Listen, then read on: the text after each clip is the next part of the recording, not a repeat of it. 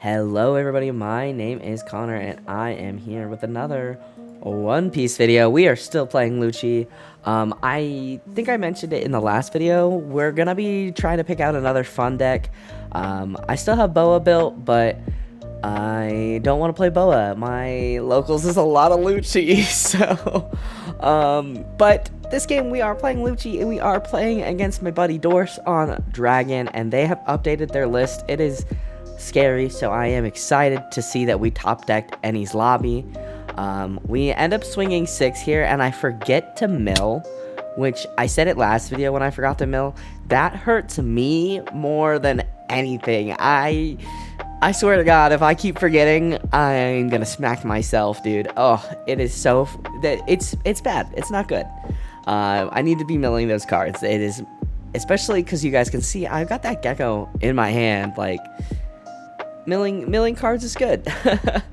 But yeah, so we end up swinging 6. He takes, and he's playing Fort Dawn. I think he won the dice roll, so they got to pick what they wanted, and they got the Makino on board. Their dragon list, I know that we've been talking, and because friends talk, and he has gone and updated his list from the last time we've played him.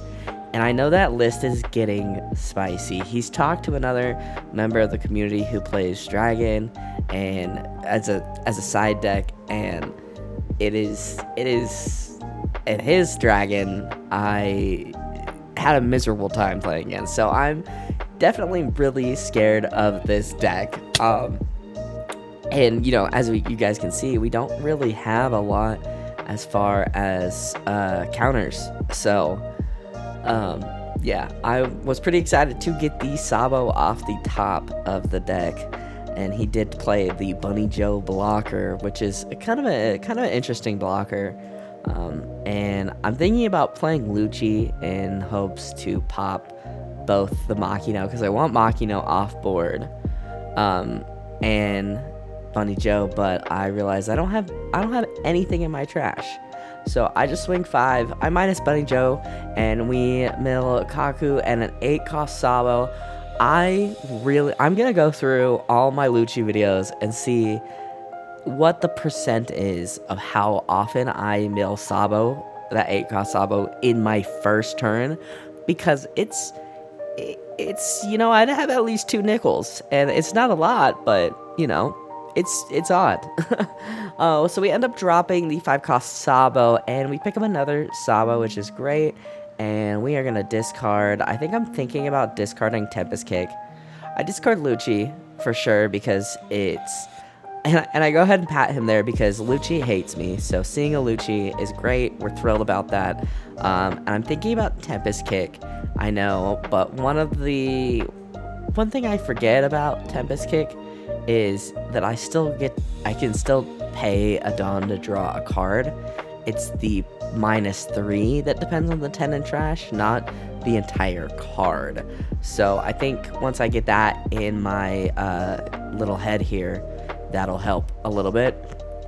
I am going to be tweaking my Lucci list. I think I might be dropping Kaku's.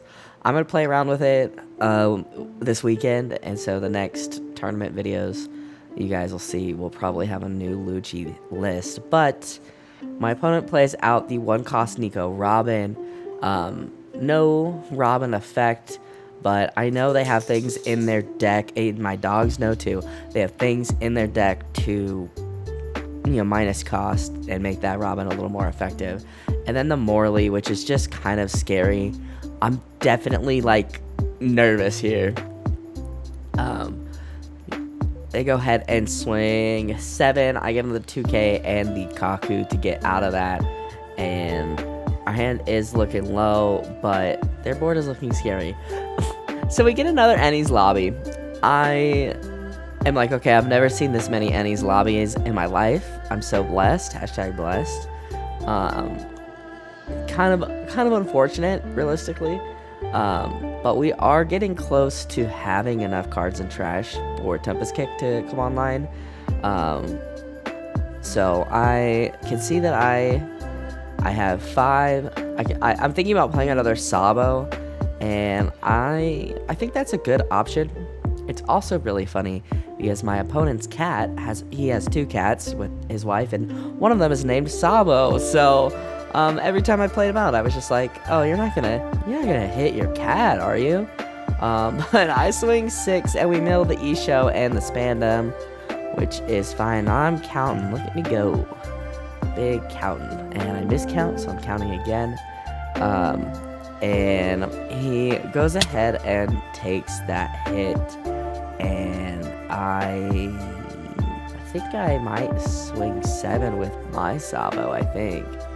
Yeah, so I go ahead and swing 7 with Sabo, and he goes ahead and blocks with the Bunny Joe, and then we tap 5 to play out our other Sabo to draw 2, and trash 2. We get another Gecko, and the Spandam, so I trash it Eddie's lobby, and I trash Spandam, and I feel like keeping both Geckos is super greedy, but you know, just how my games went on Tuesday and how my last game, this is the second game of this tournament, how my first game went at this tournament, I was like, I need these. So I'm, casually sorting through my trash for no reason. I'm approaching the 8 dawn turn, and I'm just looking through my trash for no reason at all. Well, I guess 9 dawn, because I am playing on I don't know evens and odds, I'll be real. But my opponent taps 2 to drop the Luffy, which I think lets him attach Rested Dawn, I think? Or Dawn. It lets him attach Dawn to himself, his ability does, and then he can, with Dragon ability, move that Dawn around. It is a disgusting move, especially paired with the Karasu. It's very gross. So I'll go ahead and block out with Sabo just because I know there's a good chance I'm taking hits. They've got the Robin, they've got Morley. Morley's unblockable, and they've got Makino to make that Robin even bigger. So they go ahead and swing 5, and I think I give them the Khalifa, and I'm kind of accepting that I take the Morley hit here. Yeah, they haven't even attached it on, and we get our third and final Eddie's lobby. So I trigger it out because I don't know, why not? I don't want it in my hand. I don't want it. I don't know. I feel like it'd be hard for me to get out of my hand, and so I just go ahead and trigger it out. And the memes, they're kind of funny. It's kind of funny that I get to do that again. So I know I want to get rid of my opponent's board. While they are smaller cost characters, they definitely can apply a lot of pressure. So I end up going 6, I think, into the Morley, I want to say. I think my case might be popping off there. Yeah, I'm thinking about the best way to pop what I need to pop. Because I want to get rid of Morley because he's unblockable, but I want to get rid of Makino because she can... That Robin can become, hard to deal with or hard to pump up if I get rid of Makino. So I think I go ahead and minus that Luffy to 1 because I want to get him off board, and I am going for the Lucci play. And I swing 6, and I'm really hoping that my opponent lets this Morley go, and they go ahead and give me the counter for it. So that is unfortunate. I think they might have over-countered there, if I am not mistaken, which is interesting. I need to watch that back again slower. But I dropped one of my Geckos playing the Robert to pop. I think I end up popping Luffy and Makino, and since I don't really have a reason to play out any cost minusing stuff, I think I play out the Spandam just to get more in my trash and potentially more in my hand. We get a Helmeppo, Khalifa, and Baruch. I'm happy about the Khalifa. That's a 2k to my hand, and yeah, I'm sending some cards to the bottom. I go Sabo, and Isho, and I show my opponent, making sure that he can see what I'm sending back. And yeah, honestly, I'm a little bummed we couldn't get rid of Morley, because I know Morley being unblockable. I do have a little more counter in my hand, so it's less of an issue. But so my opponent is at maximum Dawn, and I am I'm expecting Dragon to come and kick my butt any minute. The 8-cost Dragon. So that's part of the reason why I was like, we're not swinging with Sabo. We're keeping and we're getting I'm happy to get the 2Ks. And my deck is double sleeved. I really like the Bandai One Piece sleeves, but I do not like the way they feel. I think they feel gross. So I do double sleeve my Bandai sleeves. And so I have more than 10 cards in my deck, but it's definitely hard to tell with the double sleeve.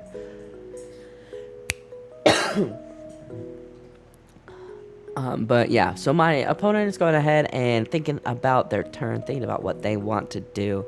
And I am sorting through my trash for no reason at all, I promise. And I think I realized that you guys can't see the trash, so I moved my trash up a bit. He plays out, I think that's keep out, I think. He plays an event to KO the Spandam and gives his Morley minus 2k, I believe. Yes, if I'm not mistaken. I'll have to double check, but I know that he wanted to play this a certain way, and I think he didn't get the line right, which I've definitely never done. I think I literally did it in the last video, but that's fine.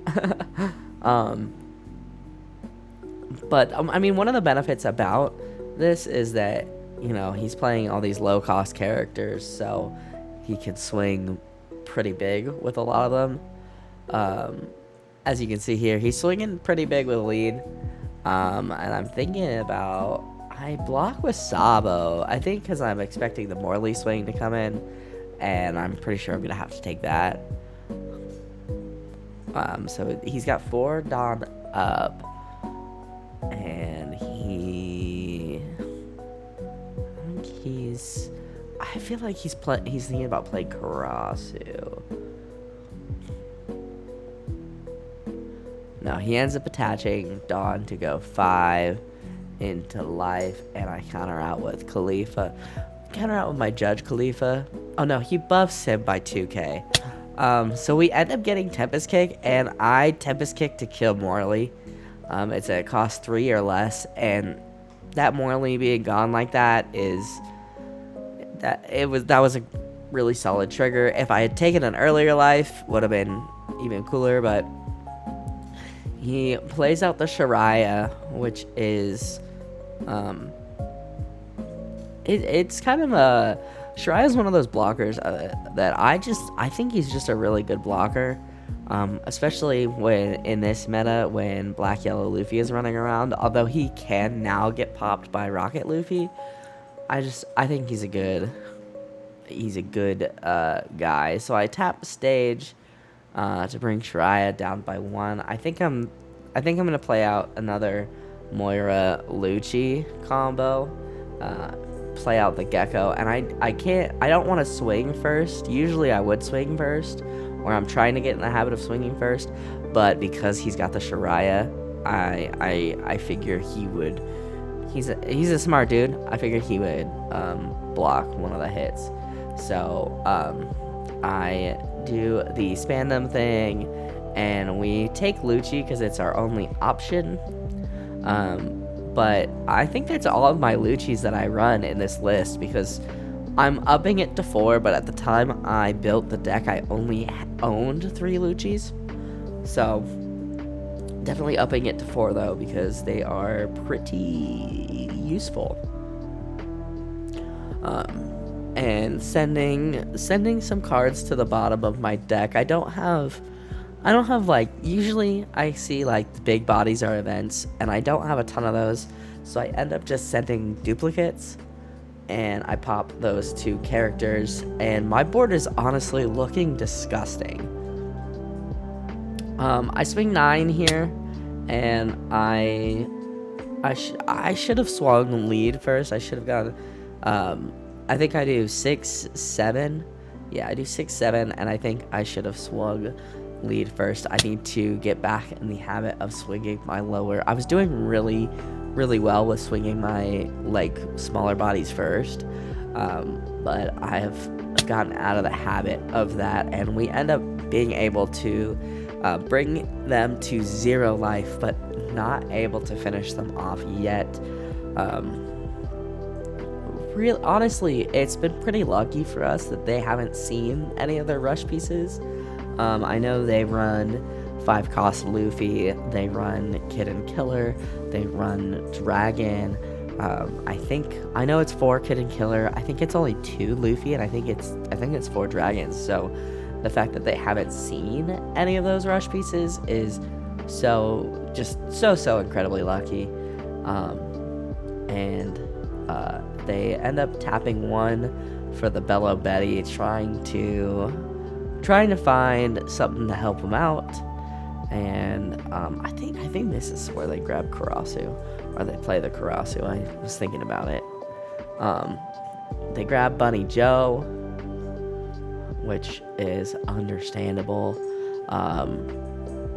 But I mean, honestly, my board is disgusting. That's like one of the shittiest boards to be staring down. Like, I'm so sorry, Doors. I have become what I hated, which is a black player. So yeah, I think he's just trying to figure out how best to deal with the board. He's definitely in a tough spot. If he had some rush characters, I think that there's still hope, but I know we looked through his deck after the game and saw that most of his rush was on the bottom, which is annoying. But there's the Karasu. He minuses the standing Lucci, which confuses me. I was like, wait, you don't want to do this, Lucci? And he was like, no, I want to do this, Lucci. Like, and I was like, do you mean my leader? And he was like, no, the standing Lucci. And I was like, are you sure? Just kind of confused by what he was up to. But that Lucci becomes a 5,000 power, and I think he ends up using, I think it's Fire Fist, the ace version of Fire Fist, if I'm not mistaken, which is something I gotta get used to with Whitebeard coming back, or not even Whitebeard, but Marco coming back. But yeah, he's definitely taking his time to think through his plays. I mean, honestly, at this point, it is definitely how is there a way I can survive another turn? Because I don't have a ton of counter, but they also only have like 3 cards in hand. So definitely in a tough spot. They tap 3 and play out the Fire Fist. That's the ace Fire Fist, trashing the keep out to KO Spandam and Lucci, which is solid. I think it's probably got to be a 5,000 power character. I need to look up that card.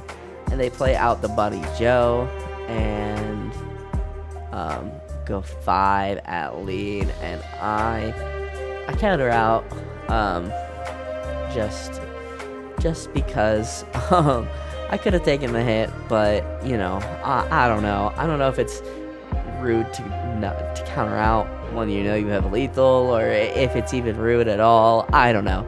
I overthink a lot of social interactions. So I go 7 because I figured he'd have to discard both cards in his hand to get out of it, or use Bunny Joe, and he ends up blocking with Mr. Bunny Joe, and I swing the rest with Gecko, and we take the game. So really fun game. I feel like his deck is so close to being just a miserable time to play against. I know I played against I was on Boa, which is a bit of a harder matchup. I think red really just destroys blue decks. But yeah, so his deck is getting there. It's getting there. I felt the pressure a lot. And our deck is getting somewhere. So I'm gonna wrap it up here, guys. We have, I think, 1 or 2 more videos. I don't know if I'm gonna show my other loss from this game or from this tournament. And as I mentioned, I think I mentioned briefly, I am gonna be posting a poll on the community page about a potential fun deck. I'm thinking about the Reiju Foxy Pirates deck, or potentially bringing back Blue Doflamingo. That would be pretty easy to do. Or the Blue Red Vivi. I just got that Alternate Leader, and I know there's a list floating around that's pretty fun. So so yeah, that is gonna do it for me, guys. Thank you guys so much for watching. If you guys like this video, hit that like button down below. It helps me out more than you could ever know. Go ahead and subscribe if you are new, and I will see you guys in the next video. I hope you guys have a wonderful rest of your day.